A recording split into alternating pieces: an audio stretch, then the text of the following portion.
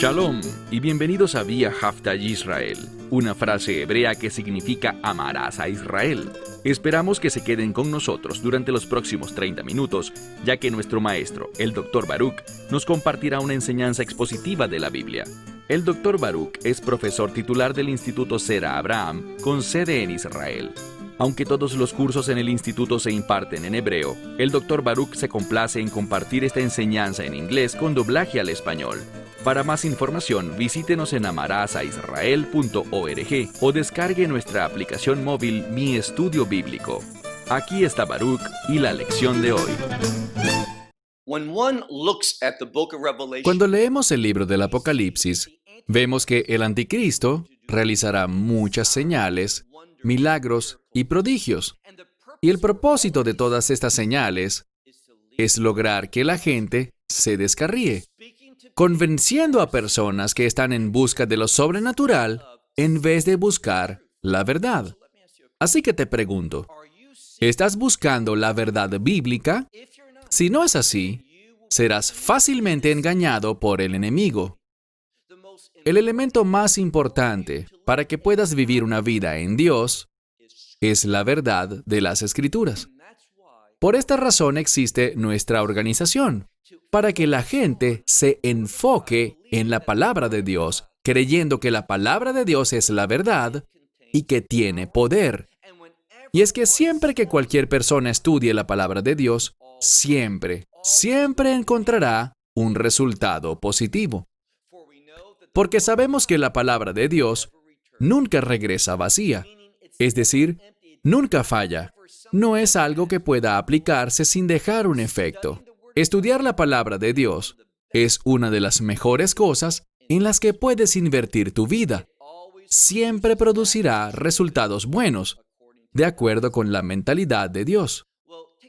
Saca tu Biblia y ve conmigo al libro de Mateo, capítulo 12. Libro de Mateo, capítulo 12. Vamos a ver, y lo hemos visto ya, que se ha producido un desacuerdo entre Yeshua, es decir, Jesucristo, y los líderes de Israel. Pero quiero enfatizar algo.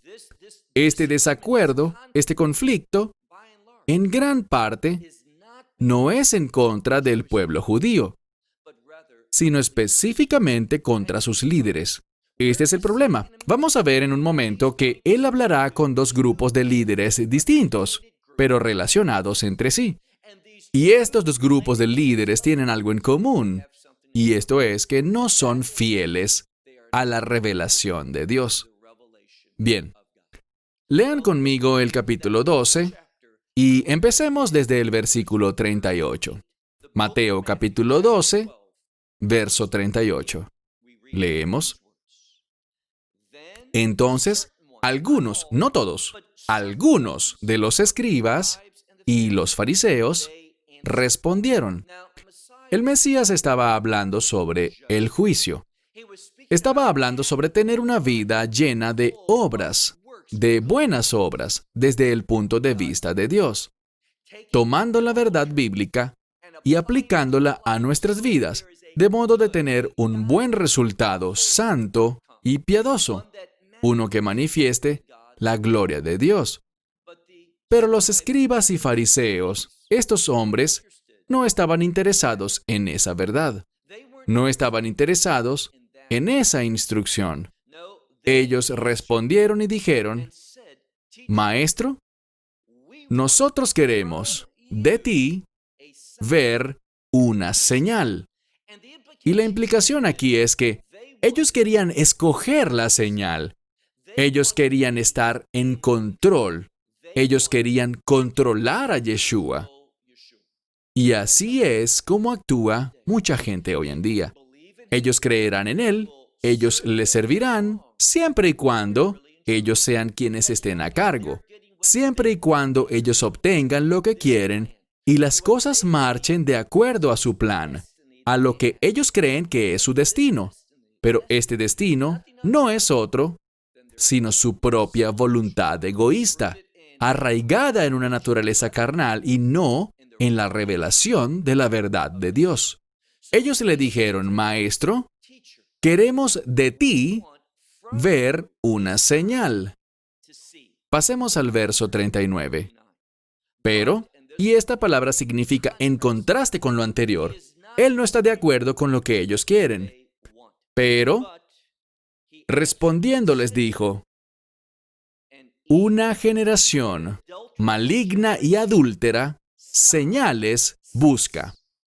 Entonces, una generación adúltera y maligna está buscando una señal.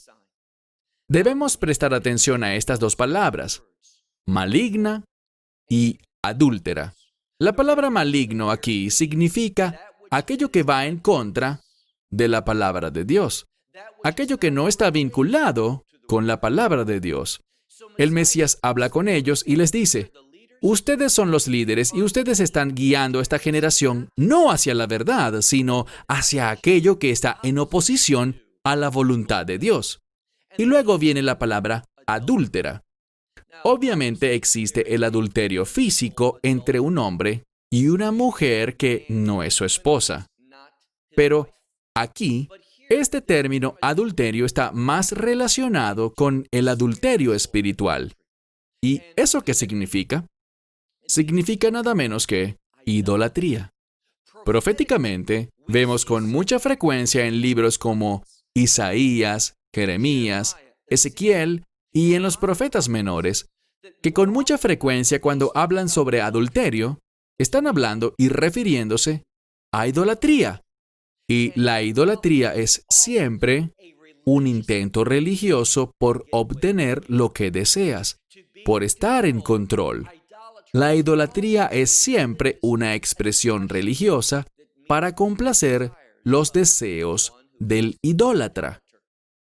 Debemos ser personas que se someten a la verdad, que basan sus vidas en la revelación de las Escrituras y no en alguna falsedad profética que cierto ídolo nos pretende ofrecer. Él dice aquí, una generación malvada y adúltera busca una señal, pero, dice, una señal no le será dada a ella, es decir, a esta maligna y adúltera generación, excepto la señal de Jonás, el profeta. ¿Cuál era la señal de Jonás, el profeta? No podrás entender este pasaje de la Escritura a menos de que sepas de lo que está hablando. Si lees con cuidado el libro de Jonás, encontrarás que Jonás era rebelde. Todos lo sabemos. Dios le dijo, ve a Nínive, ¿y hacia dónde se dirigió él? Hacia Tarsis. ¿Por qué? La Escritura dice enfáticamente que él estaba huyendo de la presencia de Dios. ¿Por qué?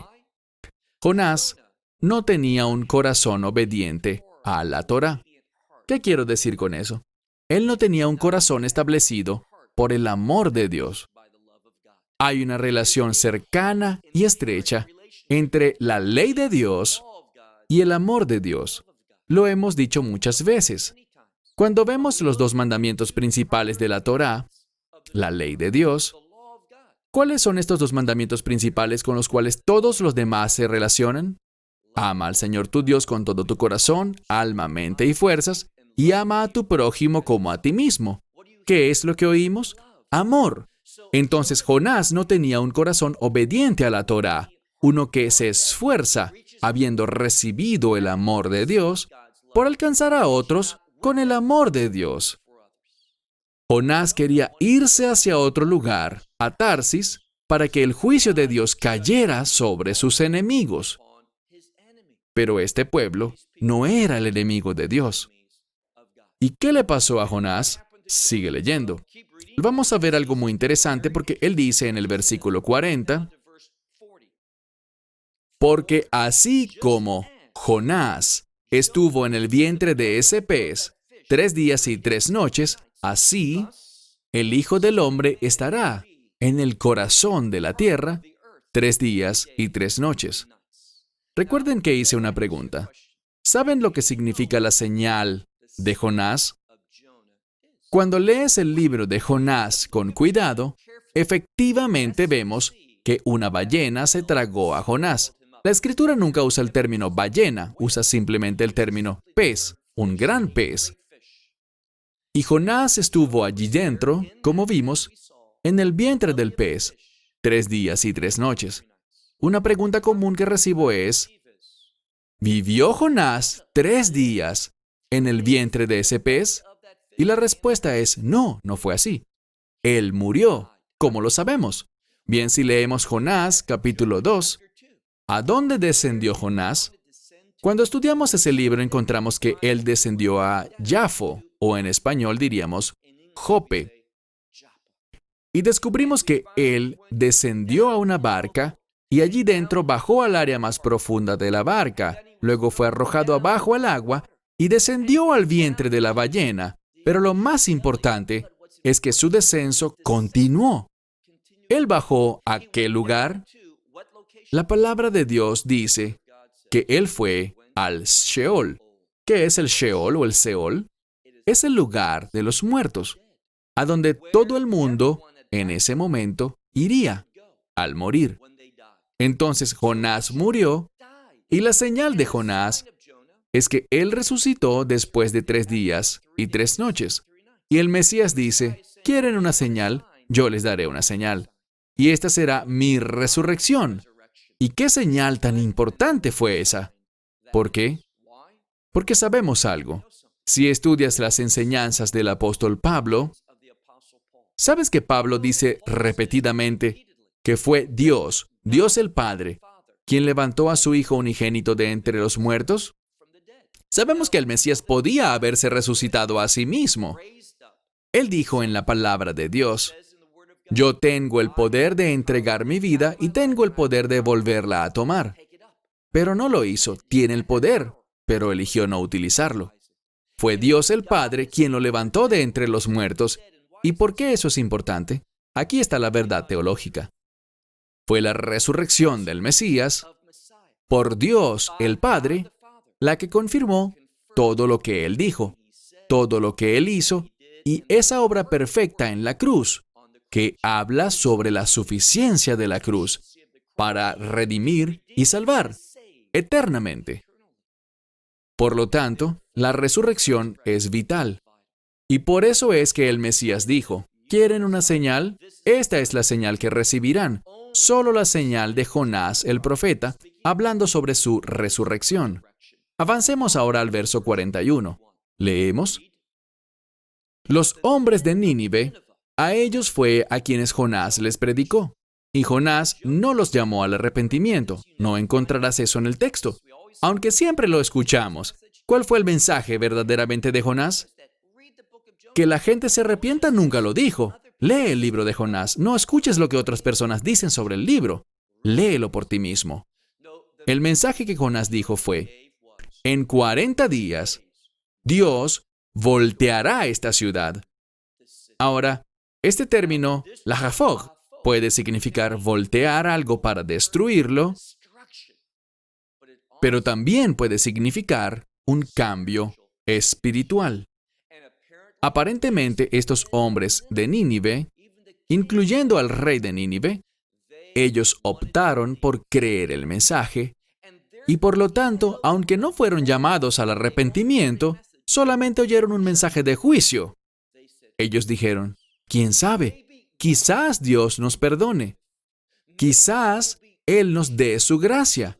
Y se arrepintieron en silicio y cenizas. Ellos ayunaron y en efecto, Dios les dio su gracia y su misericordia.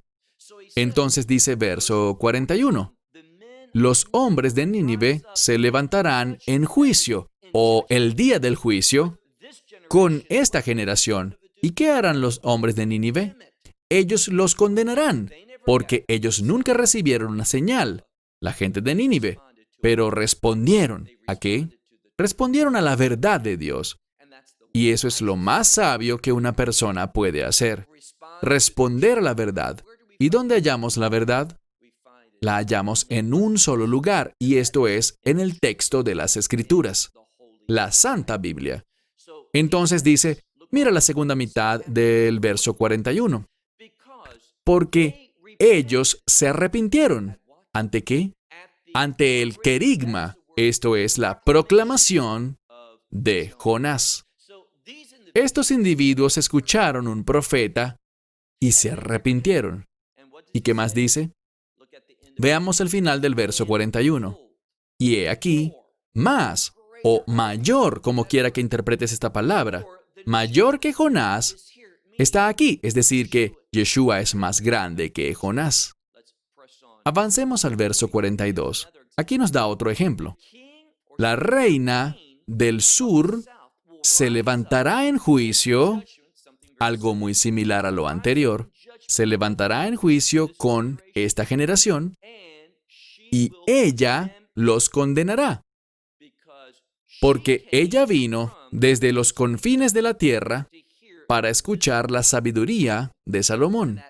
Y esa sabiduría era simplemente la verdad que Dios le había dado a él. Y esta mujer era una reina, y llegó probablemente del área de Sudán o Etiopía, esa área en general en el sur, es decir, en África. Ella viajó todo este camino porque estaba interesada en la revelación de Dios. Y odio decir esto, pero hoy en día tendemos a ser tan perezosos cuando se trata de estudiar la palabra de Dios. Queremos que todo sea presentado de un modo que obtengamos rápido exactamente lo que pensamos que necesitamos, pero eso te conducirá hacia un gran arrepentimiento. Porque debemos escuchar, es lo que dice aquí, prestar atención a la revelación de la Escritura. Ella vino no pidiendo una señal, ella vino solo con un deseo. ¿Cuál era? La palabra de Dios dice, escuchar la sabiduría de Salomón. ¿Y qué pasó? He aquí, uno mayor que Salomón está en este lugar. Ella vino porque quería escuchar sabiduría. Y esta palabra, sabiduría, significa tomar la palabra de Dios y aplicarla apropiadamente a tu vida para la situación en la que te encuentras. Ella quería utilizar la palabra de Dios.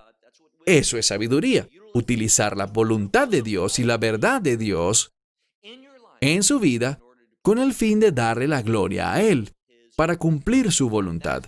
Y por eso es que dice, esta mujer se levantará en juicio y condenará a esta generación.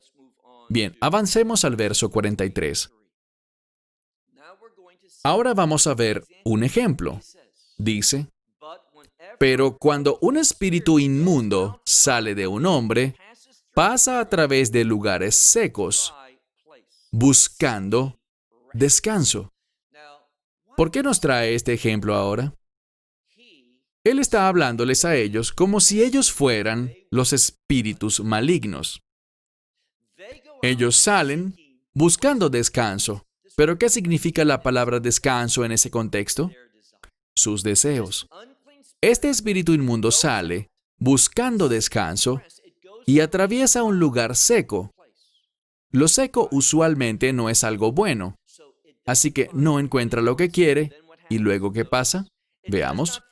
No encuentra lo que quiere y por tanto, verso 44, entonces dice, regresaré a mi propia casa. Y cuando llega, dice, él llega y la encuentra vacía, es decir, sin ocupantes, habiendo sido barrida y organizada. Todo luce muy bien. ¿Y qué hace un espíritu inmundo? Quiere entrar y echarlo todo a perder. ¿Por qué lo digo? Sigue leyendo. Entonces, va y trae consigo a 7 espíritus, a otros 7 espíritus peores que él, y entran y habitan allí. Y noten lo que dice. Lo que ocurre es esto. El último estado final del hombre, de este hombre, es peor que el anterior. Es decir, que su situación empeora. ¿Qué está enseñando el Mesías aquí? Está comparando a esta generación y a su liderazgo con un espíritu inmundo que sale, y noten, 7. ¿Con qué tiene que ver el 7? Propósito. Estos espíritus inmundos solo se preocupan por sus propósitos. Y en vez de estar, y sabemos que el profeta Isaías habla sobre esto también, cómo los líderes de Israel no están sirviendo al pueblo, no están bendiciendo al pueblo, no están edificando al pueblo, sino que están destruyendo al pueblo y utilizándolos ¿para qué? Para sus propios propósitos. De esto es de lo que se trata este tipo de parábolas. El estado final de este hombre, y esto es de Israel, es peor que su estado anterior. Es lo que dice, mira al final del verso 45. Y así le acontecerá también a esta malvada generación. Los espíritus inmundos son el liderazgo y la generación tiene que ver con la condición espiritual de la nación de Israel en este tiempo. Avancemos al verso 46. Ahora tenemos algo. Tenemos que tomar una decisión. ¿Queremos ser parte de la familia de Dios? Y existe solo una manera cómo podemos convertirnos en parte de esta familia de reino. ¿Cuál será? A través de una conexión mesiánica. Él es, y no te lo pierdas, Él es el único camino. Todo lo que ha sido dicho aquí busca enseñarnos una verdad bíblica que es relevante para esta situación. Aquí está el problema. El pueblo judío sentía que era un pueblo de reino por nacimiento, por pedigrí. Y el Mesías desafiará eso porque Abraham se convirtió en hijo de Dios. Él se convirtió en alguien que tiene esperanza de reino gracias a que entró en un pacto de reino. El pacto abrahámico es un pacto de bendición que habla sobre Dios estableciendo un pueblo de reino. Y aprendimos del apóstol Pablo en Gálatas 3:16 que el Mesías, lee Gálatas 3:16, el Mesías, Jesús, es el fundamento para este pacto abrahámico. Es lo que dijo Pablo. Hay una relación estrecha entre el pacto abrahámico y el nuevo pacto. Bien, aquí dice, y noten lo que pasa. Y entonces, mientras le hablaba a la gente en medio de aquello, he aquí. Esta es la tercera vez que esta frase aparece. He aquí. Su madre y sus hermanos. Esta palabra para hermanos puede implicar hermanos y hermanas por igual. Estaban esperando afuera. Yo pondría un círculo alrededor de esta palabra esperando. ¿Por qué? Porque tiene una construcción gramatical muy especial. La mayoría de los maestros ni siquiera prestan atención a la gramática de las palabras, pero está en el tiempo pluscuamperfecto griego y me dirás, ¿qué importancia tiene esto? El pluscuamperfecto demuestra lejanía, demuestra algo que está muy lejano, remoto, a lo que normalmente pensaríamos cuando consideramos algo desde nuestro punto de vista, desde nuestra propia perspectiva, nuestra propia idiosincrasia.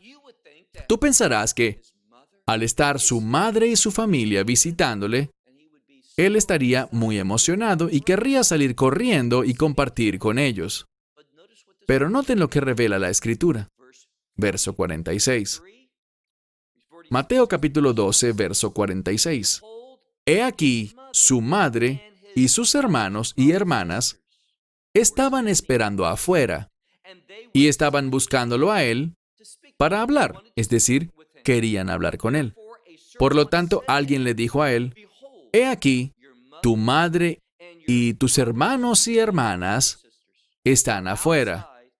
Y hay un cambio, afuera, esperando. Aquí se encuentra esta palabra en el tiempo perfecto, una construcción gramatical distinta que muestra lo mucho que ellos querían hablar con él. ¿Por qué lo digo? Porque el tiempo perfecto habla de un evento. Es un verbo, es un suceso. Y este suceso inicia en el pasado, sigue ocurriendo y se extenderá en el futuro. Y todo esto comunica una determinación de su familia por verlo a él y hablar con él. A pesar de que tenían ese fuerte deseo, noten su respuesta. Y aquí es donde la sabiduría, en hebreo diríamos, linejaj lejaj. Aquí está la enseñanza de este pasaje. Una vez más,